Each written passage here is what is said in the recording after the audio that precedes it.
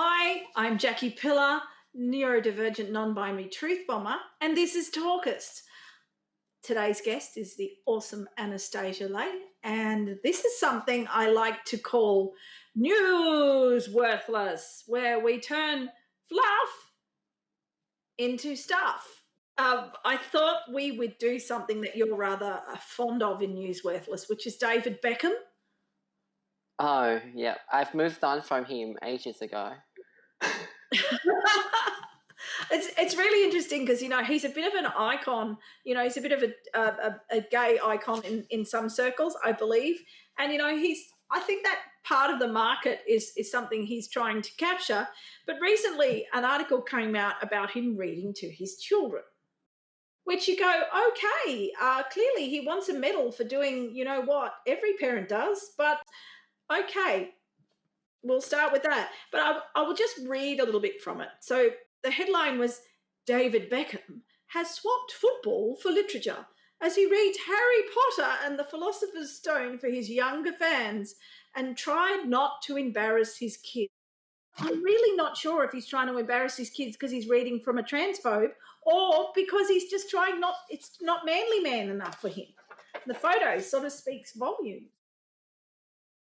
Homoerotica in sport is pretty full on. So, how do you feel about this? I don't think Harry Potter is literature anymore. Also, I wonder if he ever questioned, this person, the author, claimed to be a feminist, and yet the protagonist, the antagonist, all these people are all males, right? And you have like one single female lead, which always ends up like doing homework for the main characters. So I wonder if that is something he wants to read to his children or not. And also, he, as I told you, like I've moved on from him from ages ago. Yeah, he's time is not kind to him, it seems. That's my thoughts. Those are my thoughts. And it seems that time is not being really kind to J.K. Rowling, and I think that's a good thing, given some of the views recently expressed on Twitter and things like that. So I thought it was interesting because later on the article does go on to talk about the controversy, or rather, as I call it, non-controversy, because it's more about the fact that she's wrong.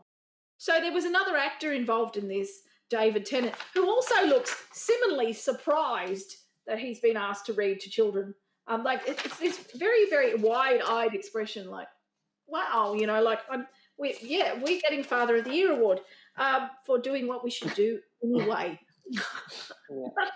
So apparently other stars taking part have included the former Doctor Who star David Tennant, Dakota Fanning and Eddie Redmayne, and Stephen Fry is really disappointing me in this. Look, I think it's really hard because we try and talk about separating art from the artist. But, we're post-Me Too now. We have to be a bit more discerning about who we give our dollars to as a community.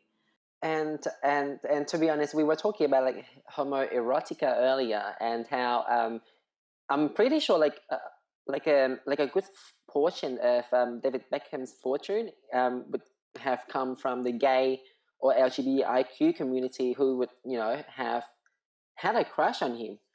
And I think we got to the time to this Asian day where, so even though all these sports and the sport industry voices out to support LGBTIQ movement, yet you don't see much change that took place within that particular industry.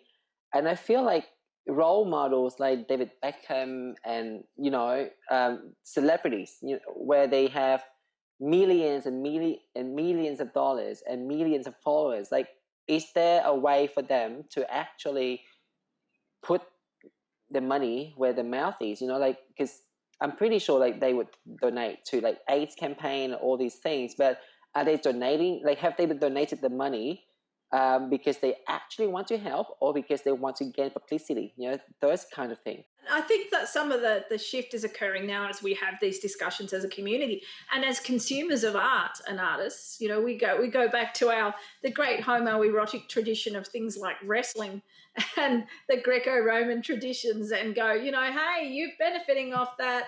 You've benefited off that for the last, roughly 2,000 years.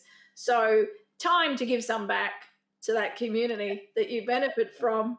It's such a toxic culture, and to me, like, I don't understand the homophobia and transphobia within that particular sport or sport in general, because if you think of it, most sports are just men chasing after balls. So why are they so why are they even hating people who actually like the balls, So it's strange to me, really. So that was our fabulous guest, Anastasia Lay, joining us for Newsworthless. And like a Greco-Roman statue, that's it for us before we lose our heads. And we will see you next time. Bye for now.